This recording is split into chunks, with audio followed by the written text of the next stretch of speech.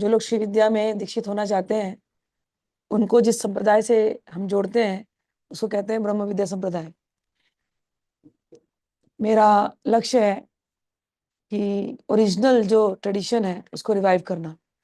तो ये बहुत इंपॉर्टेंट हो गया था कि लोग स्तोत्र तो पढ़ते हैं माइंडलेसली, कई सालों से आप लोग पढ़ते आए हो, लेकिन इसका अर्थ क्या है वो नहीं लोगों को पता है। तो ये अभी धीरे धीरे आज के क्लास में थोड़ा अर्थ भी बताऊंगी, अपने परंपरा के बारे में बताऊंगी, और आप लोग मेन जो चीज़ के लाए हैं श्री यंत्र की पूजा कैसे की जाए घर में सरलता से, वो भी आप लोगों को आज सिखाऊंगी। ये आज का मेरा लक्ष्य है, ठीक है। तो पहले गुरुजनों को याद करते हैं, उस परंपरा से जुड़ते हैं। कौन है इस गुरु परंपरा में, ये आपको बता दूं। आप देख रहे हो ये पूरी गुरु परंपरा दी गई है। पहली पिक्चर, तो इसमें ऊपर के गुरु दिखाई दे रहे हैं आपको, शिव और भगवती। फिर आपको श्री कृष्ण दिखाई दे रहे हैं। फिर आपको वहां पर ब्रह्मा जी दिखाई दे रहे हैं, दक्षिणामूर्ति, हयग्रीव, आनंद भैरव। ये ऊपर का जो ये जो लाइन है इसको हम कहते हैं दिव्योग गुरु। दिव्योग श्री विद्या में कोई एक गुरु शरीर, मैं यहाँ पे बैठी हूँ तो मैं अकेली गुरु नहीं हूँ। मैं तो शरीर धारण करके यहाँ पर बैठी हूँ, मैं अकेली गुरु नहीं हूँ। इस शरीर के अंदर इस पूरे गुरु परंपरा का शक्ति है, जो इस शरीर के द्वारा उसको जो काम करना है वो संचालित कर रही है, जो ज्ञान देना है वो पूरी गुरु परंपरा करेगी। तो दिव्योग गुरु परंपरा, सिद्धौग गुरु परंपरा और मानवोग गुरु परंपरा, ये तीन प्रकार की गुरु परंपरा होती है। दिव्योग में हमारे ये ऊपर के जितने दिखाई दे रहे हैं ना, ये सब श्री विद्या का जो ज्ञान आपको मिलता है ये ऊपर की परंपरा से आता है। और उसके बाद जो सिद्धौग परंपरा होती है वो ऋषियों की परंपरा होती है। जैसे आप वहां पर देख रहे हैं लोपामुद्रा, फिर आप देखेंगे अगस्त्य। लोपामुद्रा का नाम हम बड़े रिस्पेक्टफुली लेते हैं क्योंकि श्री विद्या की दीक्षा लोपामुद्रा को साक्षात भगवती ने दिया है, और लोपामुद्रा ने उस दीक्षा को अपने, उनके पति थे अगस्त्य, अगस्त्य मुनि, तो लोपामुद्रा ने अगस्त्य मुनि को दी। हम शाक्त परंपरा के तांत्रिक हैं, हम शाक्त परंपरा के शुद्ध सात्विक तांत्रिक हैं, और हम श्री विद्या प्रैक्टिस करते हैं। हमारी जो ये जो परंपरा चलती है उसमें हम लोपामुद्रा को बहुत ऊंचा स्थान देते हैं क्योंकि ये शक्ति का स्वरूप है। उनके पति हैं अगस्त्य मुनि। अगस्त्य मुनि को तो सब जानते ही हैं। आप लोग ललिता सहस्त्रनाम पढ़े होंगे, तो ललिता सहस्त्रनाम जो है वो अगस्त्य मुनि और हयग्रीव भगवान का संवाद है। हयग्रीव जो है वो हमारे दिव्योग गुरु हो गए, अगस्त्य मुनि जो हो गए हमारे सिद्धौग गुरु, ये सिद्ध गुरु परंपरा। तो उनका नाम आप देख रहे हैं यहाँ पर। फिर नीचे आप देखोगे परशुराम जी हैं, फिर दत्तात्रेय भगवान। एक लाइन यहाँ पर आप देख रहे हो, परशुराम जी, दत्तात्रेय भगवान, फिर वहां पर मत्स्येंद्रनाथ, गुरु गोरखनाथ, फिर यहाँ पर विश्वामित्र, वशिष्ठ, और वो है मेरे दुर्वासा मुनि। ये ऊपर की सारी जो दुर्वासा मुनि की जो है परंपरा, वो पूरी की पूरी सिद्धौग परंपरा, मतलब ये बहुत पुरानी परंपरा है, सिद्ध गुरुओं की परंपरा है। परशुराम जी का आपको पता ही है अवतार है, हयग्रीव जी विष्णु जी का अवतार है, दत्तात्रेय भगवान ये तीनों ब्रह्मा तीन देवताओं का ये अवतार है, ठीक है। और तो ये सारे जो हो गए हमारे सिद्धौग गुरु परंपरा हो गई। तो दिव्योग, सिद्धयोग। अब तीसरा आता है मानवोग गुरु परंपरा। तो हमारे युग में मानवोग गुरु परंपरा जिसने श्री विद्या हमको दी वो है शंकराचार्य के द्वारा हमको मिली है।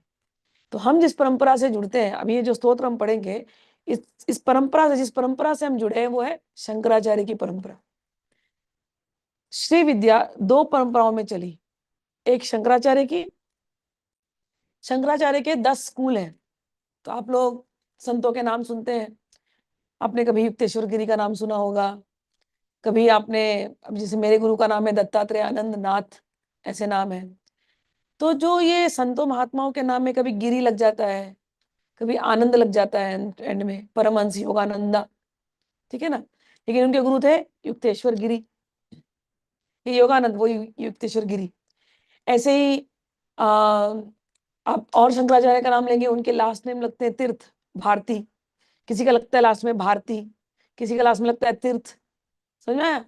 तो ये जो नाम लगते हैं ना, ये नाम डिनोट करते हैं कि शंकराचार्य के उस पर्टिकुलर स्कूल से ये बिलोंग करते हैं।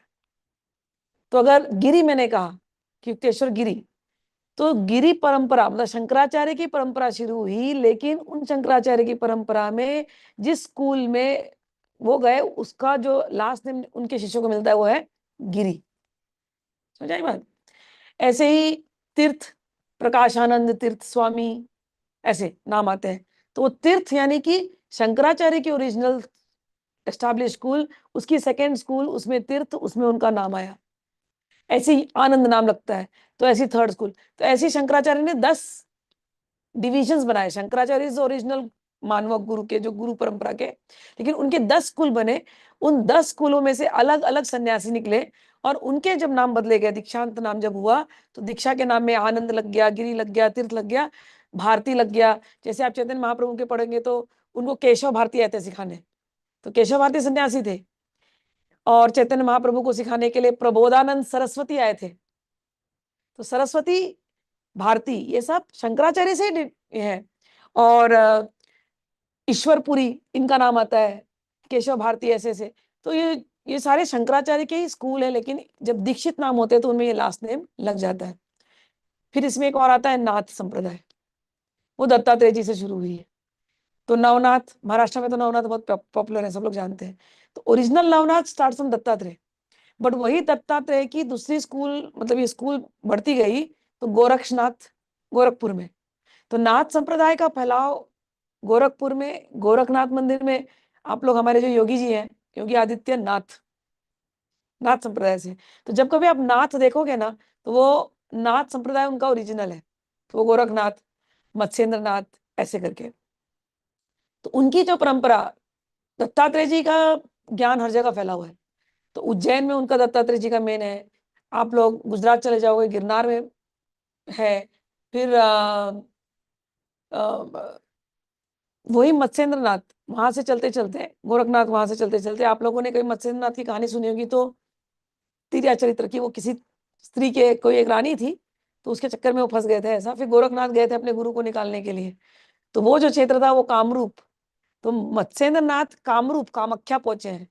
तो वहां के जो परंपरा है, वहां पर भी लोगों को नाथ ये मिलती है।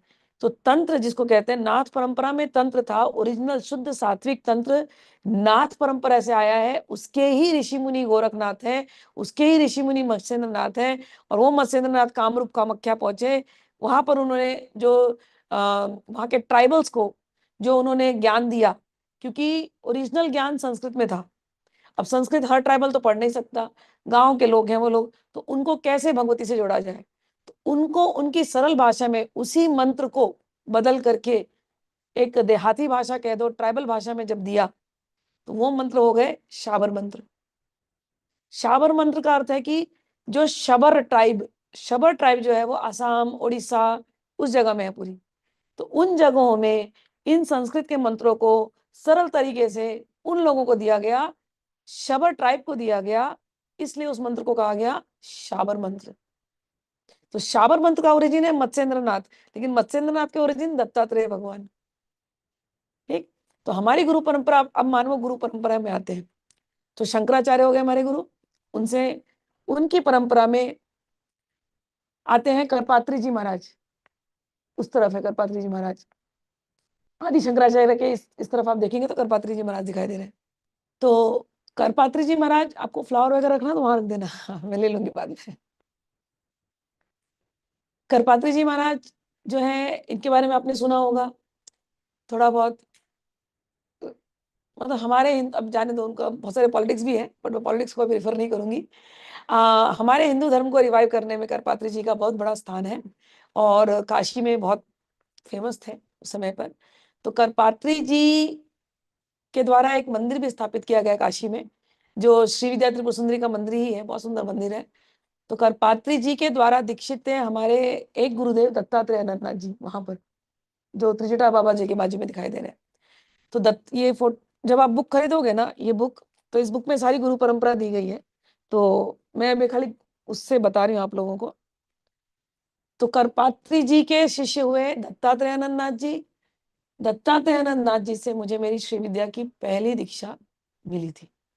उन्हीं से मुझे ललिता सहस्त्र नाम में भी दीक्षा मिली थी। तो मेरी जो श्री विद्या की जो दीक्षा शुरू हुई वो 14 साल की उम्र, नॉट 14 साल, 17 साल की उम्र से शुरू हुई थी एक्चुअली, और तब से साधना श्री विद्या की मुझे मिली। उसके आगे की दीक्षा, क्योंकि दत्तात्रेय नाथ जी दे करके फिर वाराणसी चले गए थे, और उसके बाद मैंने साधना की। उसके बाद की दीक्षा मुझे मेरे पिताजी के गुरु डॉक्टर नारायण देव जी श्रीमाली, जिनको परमहंस निखिलेश्वरानंद भी कहते हैं, उनसे मिली। अब मैंने आपको आनंद बता दिया, लास्ट नेम परमहंस निखिलेश्वरानंद, तो कंफ्यूजन होना नहीं चाहिए। कहीं ना कहीं शंकराचार्य है ना।